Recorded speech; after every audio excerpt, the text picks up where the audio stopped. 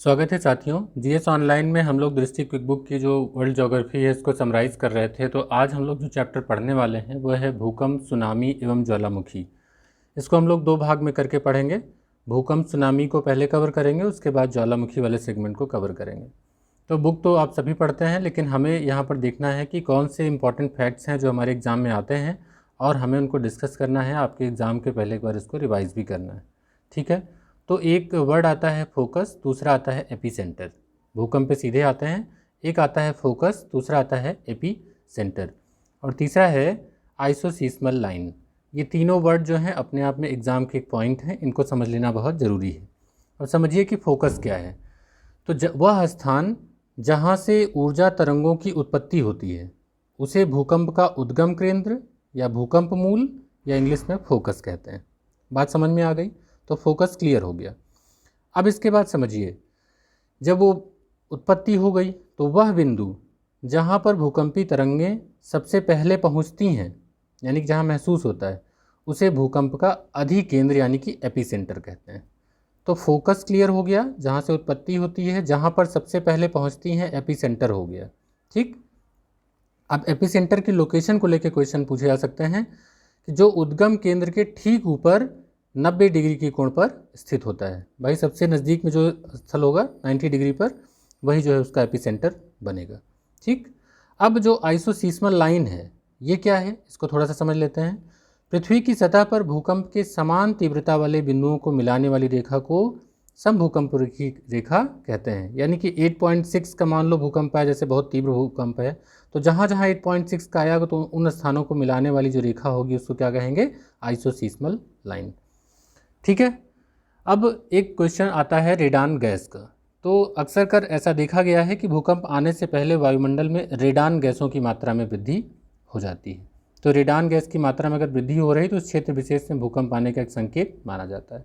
तो यहाँ से हमको 4 पॉइंट मिल गए अपने एग्जाम के। बुक उठाते ही मिल गया भूकंप मूल या उद्गम केंद्र या फोकस जिसको कहेंगे, एपीसेंटर यानी कि अधिकेंद्र जिसको कहेंगे, आइसोसीस्मल लाइन यानी कि समभूकंपी रेखा कहेंगे, और रेडान गैस।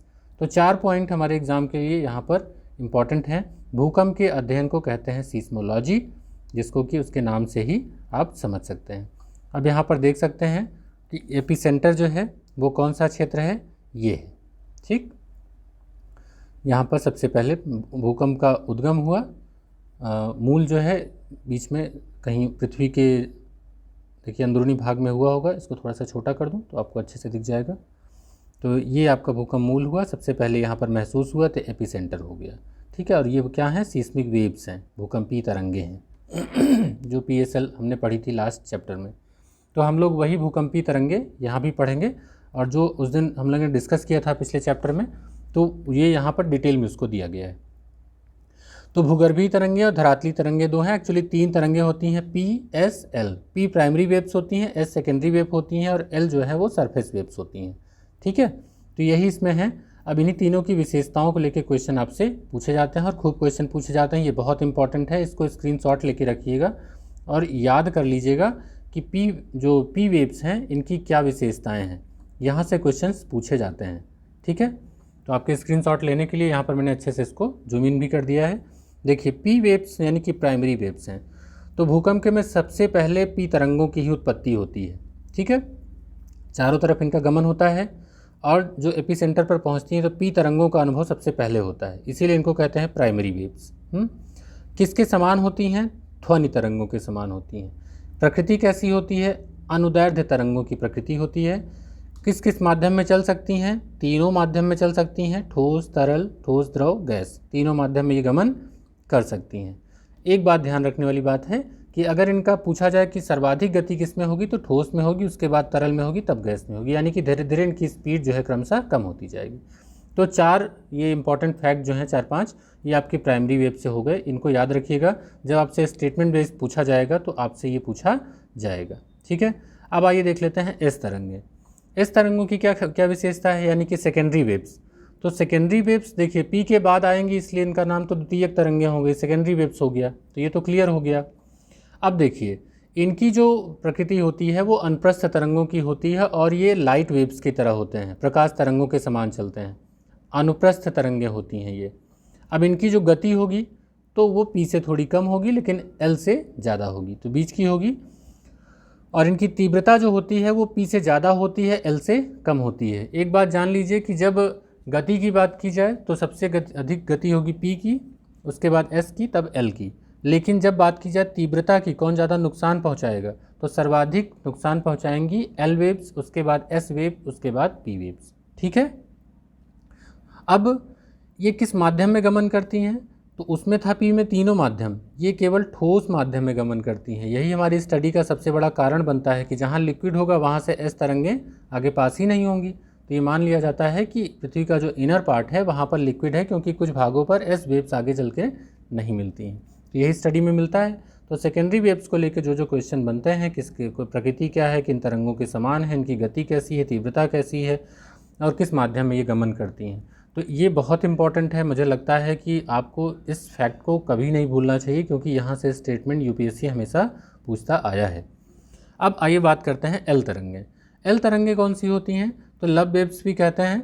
इनका नामकरण चूँकि इनके जो खोजकर्ता वैज्ञानिक थे एडवर्ड हफ लव, उनके नाम पर है। एक्चुअली ये सरफेस वेव्स हैं। इनकी गति सबसे कम होती है लेकिन तीव्रता सबसे ज़्यादा होती है, इसीलिए सर्वाधिक विनाशकारी होती हैं। ठीक है, तो यहाँ देखिए तीव्रता और गति दोनों पर ये बातें लिखी गई हैं। ठीक, और ये धरातल पर ही आती हैं।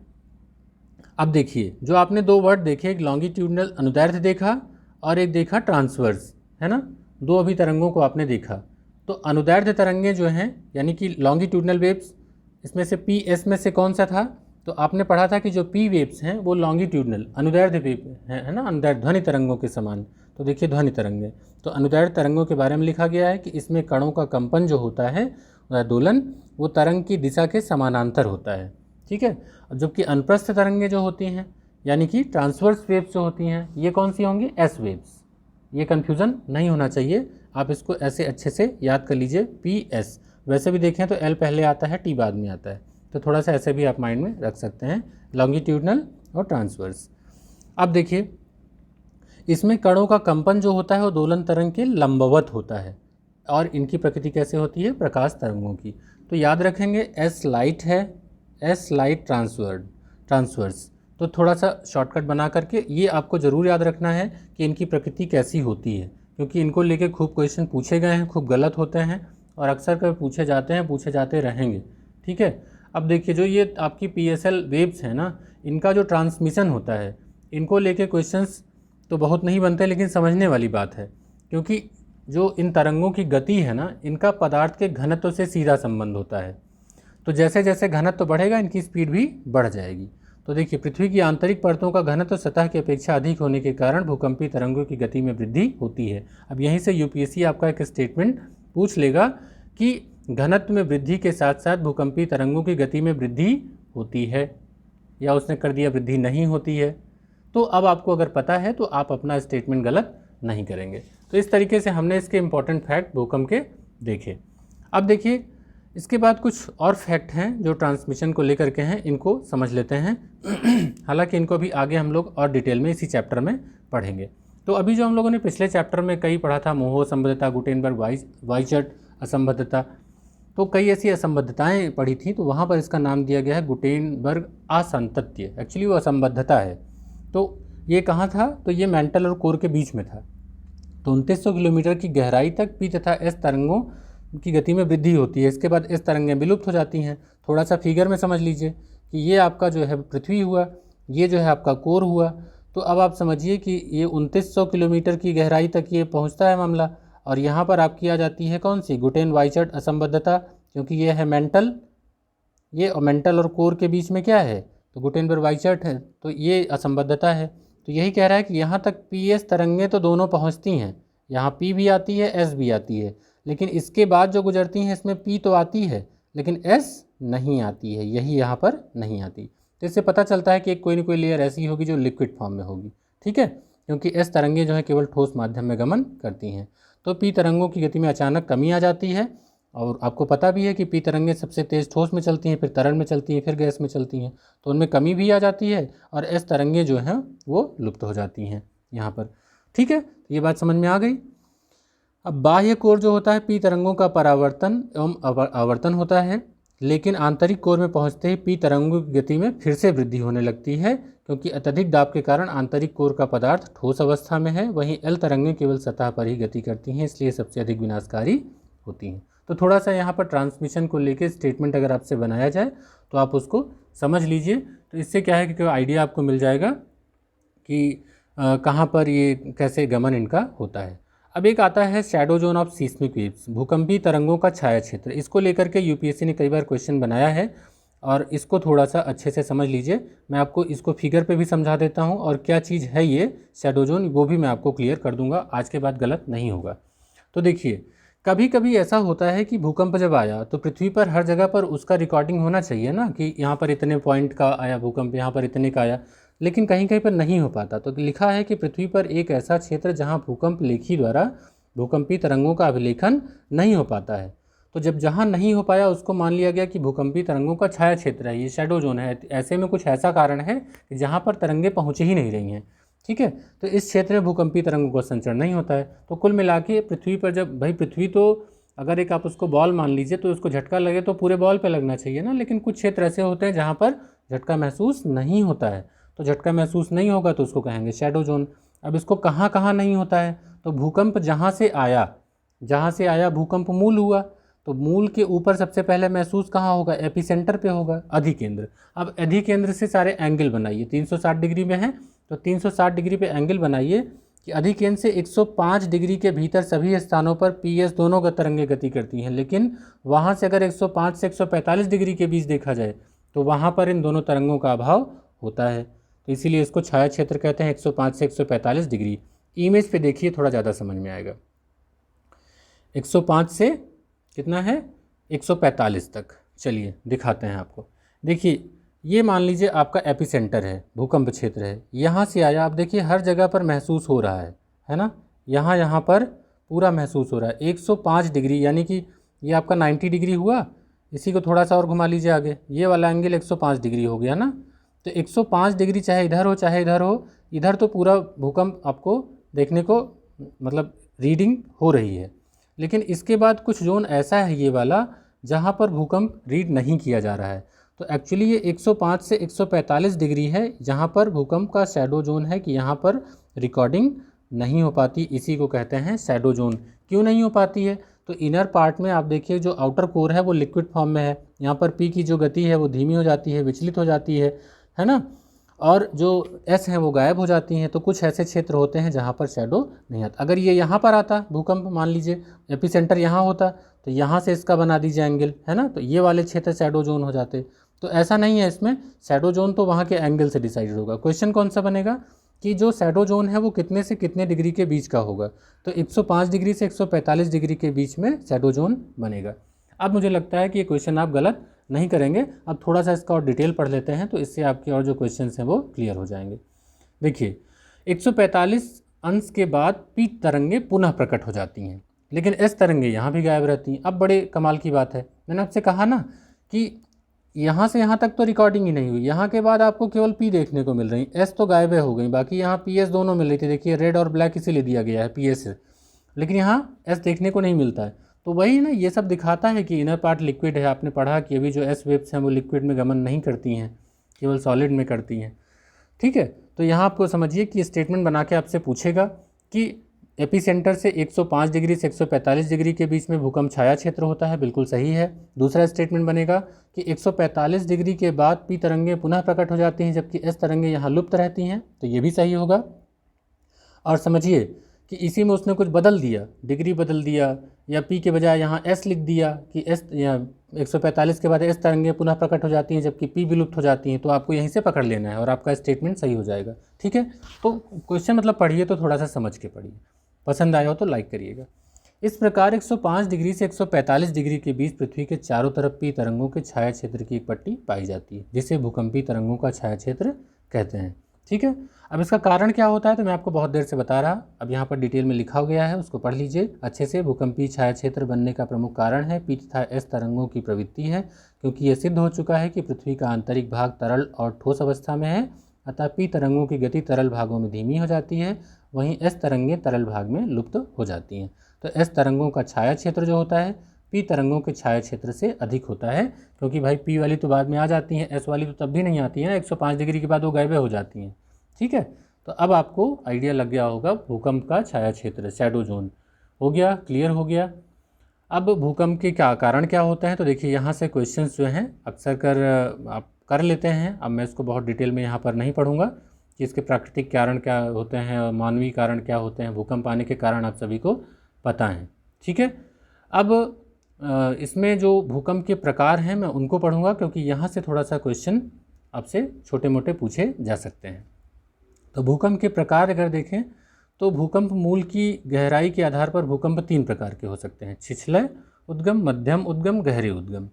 अब समझिए कि जिन भूकंपों का भूकंप मूल 0 से 50 किलोमीटर की गहराई पर हो, गहराई के आधार पर देखिए, गहराई के आधार पर है ना, वो कैसे होंगे, अपेक्षाकृत अधिक विनाशकारी होंगे। स्टेटमेंट ही आपको बनाना है, क्योंकि यूपीएससी तो स्टेटमेंट बना के आपसे क्वेश्चन पूछेगा। अगला स्टेटमेंट देखिए, अब थोड़ी गहराई और बढ़ा दीजिए, 50 से 250 किलोमीटर कर दीजिए। ठीक है, ये मध्यम उद्गम केंद्र के भूकंप हैं। उसके बाद थोड़ी गहराई और बढ़ा दीजिए, ये गहरे उद्गम केंद्र के भूकंप हैं। समझिए यहाँ पर छिछले उद्गम केंद्र वाले भूकंप सामान्यतः कम परिमाण यानी कि 1 से 5 मैग्नीट्यूड के, जबकि गहरे उद्गम केंद्र वाले भूकंप सामान्यतः अधिक परिमाण वाले मैग्नीट्यूड वाले होते हैं। यानी जैसे गहराई बढ़ेगी वैसे वैसे उसका मैग्नीट्यूड जो है वो अधिक विनाशकारी होगा। ठीक है, तो ये बात यहाँ पर आपकी क्लियर हो जाती है। अगर स्टेटमेंट आपसे बनता है तो आप इसको समझ सकते हैं। अब और भी इसके कारण बनाए जा सकते हैं कि विवर्तनिकी क्रिया द्वारा उत्पन्न भूकंप को सामान्य भूकंप या विवर्तनिक भूकंप कहते हैं। ज़्यादातर भूकंप इसी तरीके के आते हैं। इसके बाद कुछ ऐसे होते हैं कि भूमिगत खानों की छत गिरने के कारण आते हैं, उनको कोलैप्स भूकंप कहते हैं। कुछ विस्फोट वगैरह के कारण आते हैं, उनको विस्फोटक भूकंप कहते हैं। कुछ बांध वगैरह के टूटने से आते हैं तो बांधजनित भूकंप कहते हैं, कृत्रिम भूकंप कहते हैं। तो ये प्रकार के क्वेश्चन आप उसको गलत नहीं करेंगे। अगला जो इम्पोर्टेंट सेगमेंट है वो है भूकंपीय तीव्रता का मापन। यहाँ से क्वेश्चन बनता है। तो आपके क्वेश्चन बनते कहाँ से, भूकंपीय तरंगों के छाया क्षेत्र से बनते हैं, भूकंपीय तरंगों से बनते हैं, और भूकंपीय तीव्रता का मापन जो होता है वहाँ से बनते हैं। ये आपको थोड़ा सा पढ़ना पड़ेगा, इसमें रिक्टर स्केल, मर्केली स्केल वगैरह थोड़ा सा समझना पड़ेगा। तो सिस्मोग्राफ को पढ़ लेते हैं। तो भूकंपीय तरंगों का मापन कौन सा करता है, कौन सा यंत्र करता है, तो सिस्मोग्राफ करता है। ये तो क्लियर होगा आपको। कौन सा स्केल प्रयोग किया जाता है, तो ज़्यादातर रिक्टर स्केल का प्रयोग किया जाता है। इसको रिक्टर मैग्नीट्यूड टेस्ट स्केल भी कहा जा सकता है। तो इसमें कितने अंक के आधार पर इसका डिवीजन होता है ये इंपॉर्टेंट है। अभी हम लोग केवल रिक्टर की बात कर रहे हैं, ठीक है, मर्केली की बात नहीं कर रहे हैं, पूछा जाता है उससे भी। तो रिक्टर स्केल पर 0 से 10 तक के होते हैं। कभी आप न्यूज़ में पढ़े होंगे कि 6.7 का भूकंप आया, 8 पॉइंट का भूकंप आया, 8.0, 8.2 का भूकंप आया। तो आप देखिए जैसे जैसे मैग्नीट्यूड बढ़ेगा ना वैसे वैसे उसका विनाशकारी शक्ति जो है वो बढ़ जाएगी। अब समझिए कितना विनाशकारी होगा, ये बात यहाँ से आपकी सिद्ध होती है कि भूकंप की तरंगों को रिक्टर स्केल पर 0 से 10 तक के आधार पर मापा जाता है। इसके अंतर्गत प्रति बढ़ते एक अंक के साथ, अगर एक अंक बढ़ गए यानी कि 5 कहीं पर भूकंप आया और कहीं पर 6 भूकंप आया, 6 का मैग्नीट्यूड का, तो इसके साथ भूकंप की तीव्रता 10 गुना बढ़ जाती है। यानी जितना यहाँ पर विनाश होगा उसका 10 गुना ज़्यादा इस पर आएगा। ठीक है, तो हर अंक पर 10 गुना वृद्धि होती जाती है। आप समझ सकते हैं कि 7 पे कितनी विनाश होगा, 8 पे कितना विनाश होगा, 10 गुना बढ़ाते जाइए। भूकंप के दौरान जो ऊर्जा निकलती है वह प्रति बढ़ते अंक के साथ लगभग 32 गुना बढ़ती जाती है। ये यूपीएससी का सीधे सीधे क्वेश्चन है कि एक अंक पर मान लीजिए यहाँ पर 7 पॉइंट का भूकंप आया है, 7.2 का, यहाँ पर 8.2 का भूकंप आया है, तो यहाँ से यहाँ तक में जो उसकी तीव्रता बढ़ेगी वो 10 टाइम्स बढ़ेगी। ठीक है, और जो इसमें ऊर्जा निकलती है वो ऊर्जा 32 गुना का इसमें अंतर आ जाएगा। तो आप समझिए कि कितना अंतर हो जाता है। इसीलिए जैसे जैसे ये पॉइंट बढ़ता जाता है वैसे वैसे विनाशक शक्तियाँ जो हैं वो हावी हो जाती हैं। तो आप समझ में आ गया। ये वाला फैक्ट एकदम रट लीजिए, इसको स्क्रीनशॉट लेके रख लीजिए। यही सेम हूबहू एग्ज़ाम में पूछा गया है। ये आपसे हमेशा पूछा जाएगा कि कितने गुना तीव्रता बढ़ती है और कितने गुना उसकी ऊर्जा बढ़ती है। ठीक है, ये ध्यान रखिएगा। और कितने से कितने अंक तक रिक्टर स्केल को बांटा गया है। अब इस पैमाने को चार्ल्स रिक्टर ने खोजा था, इसलिए उनके नाम पर इसका नाम पड़ा, और इसकी जो गणितीय मापक है वो लॉग के आधार पर ये चलता है। ठीक, मर्केली स्केल का भी प्रयोग किया जाता है।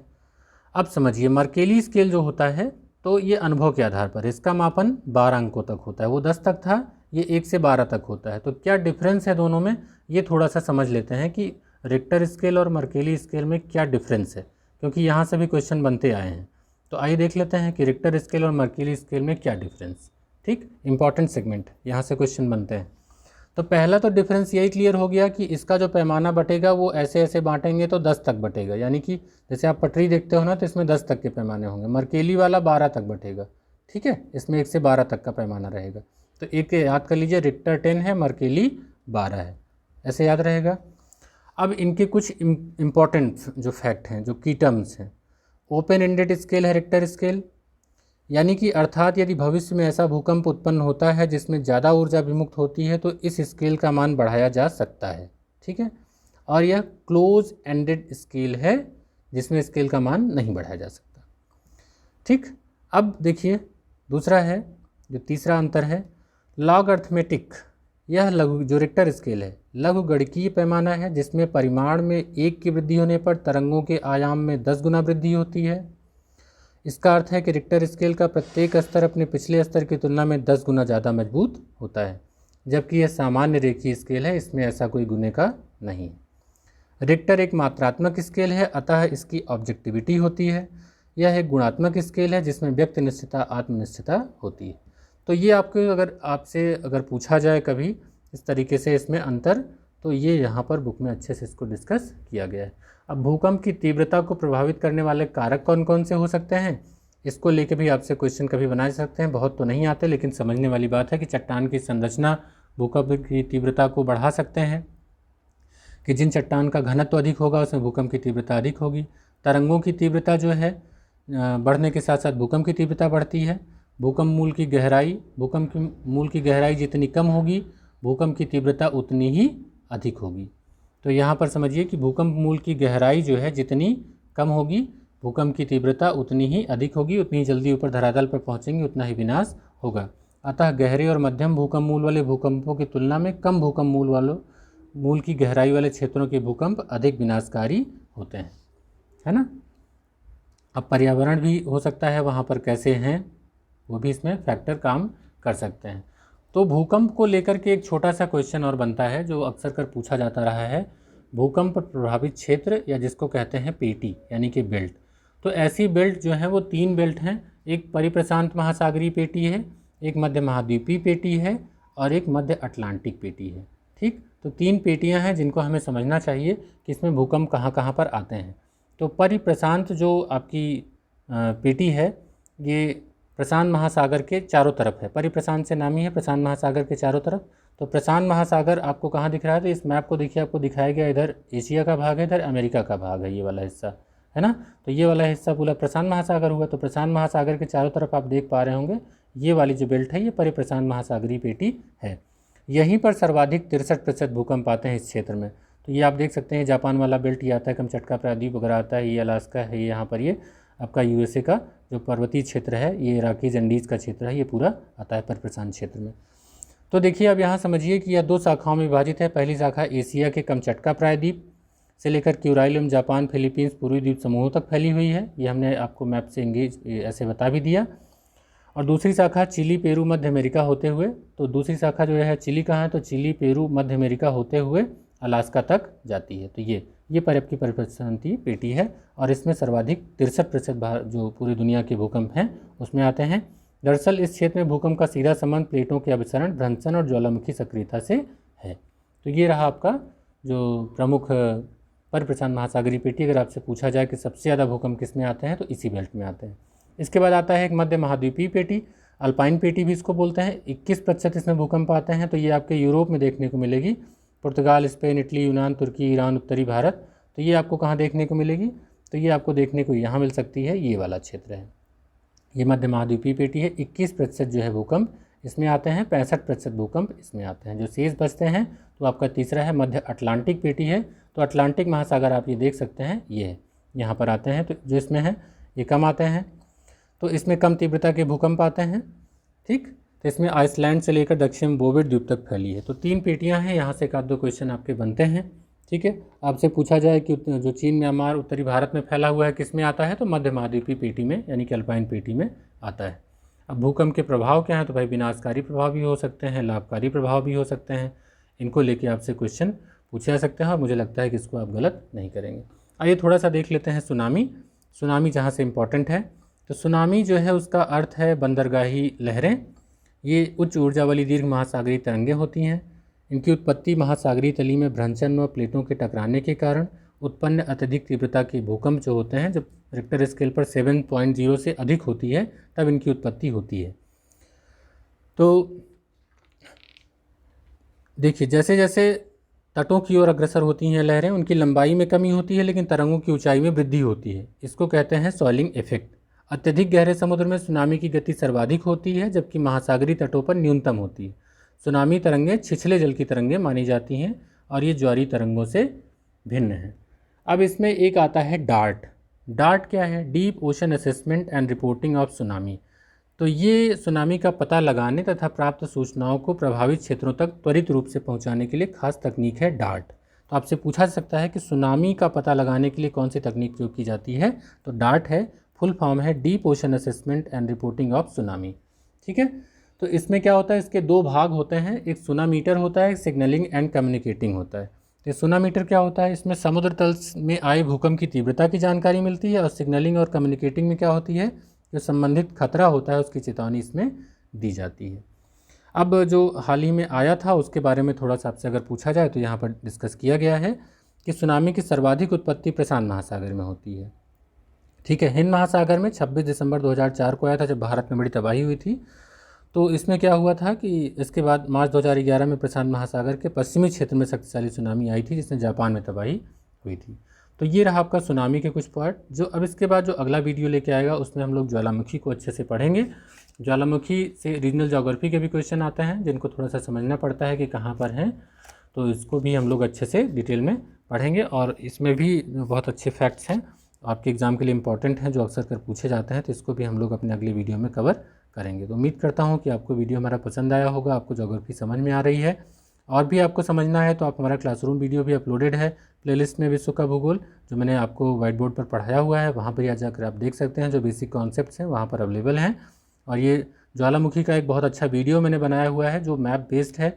मैप पर ही देख कर के आप ये पूरा याद कर पाएंगे कि कहाँ पर कौन सा ज्वालामुखी है और कौन सा कैसा ज्वालामुखी है, वो भी वहाँ से पता चल जाएगा। तो मिलते हैं अपने अगले वीडियो में, तब तक के लिए गुड बाय।